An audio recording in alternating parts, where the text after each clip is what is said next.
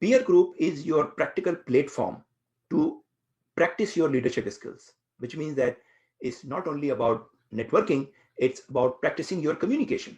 When you go to your work in a corporate environment, of course, every day you have 8 to 10 hours to practice your communication with your bosses, with senior executive going to the meeting.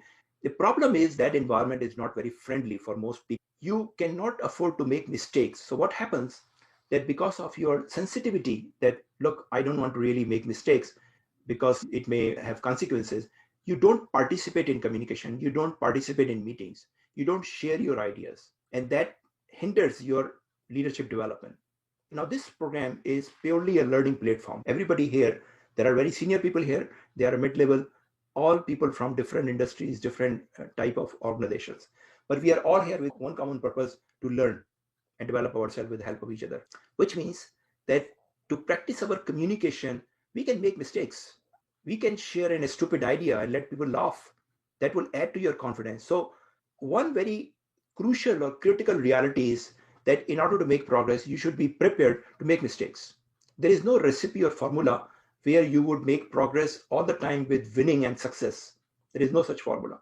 The practical formula is that in order to make success, you have to accept failure, and that would speed up your journey. Keep a mindset in this program that you are willing to make mistakes. There are no costs you have to pay. In fact, that would bring you closer to your success journey. So peer group, where you have 7, 8, or 10 people, you have more opportunity to intimately communication with each other and also get feedback. So that's the advantage of peer group. So not only communication, your emotional intelligence is about interaction. How do you deal with other people? How do you express your emotions? And how do you understand their emotions? Creating a discipline, participating in the meetings, attending in time, participating in negotiation. Some of the team leaders are already experiencing that they are trying to set up a meeting schedule, and some participants are agreeing, some participants are not agreeing. These are not new situations. You face these situations every day at work environment. And how do you solve them? You don't complain them, you don't really fight them or argue them. You try to solve these things. That's the same approach you need to apply here. If you are a team leader and there is difference of opinion, that's challenge to your leadership.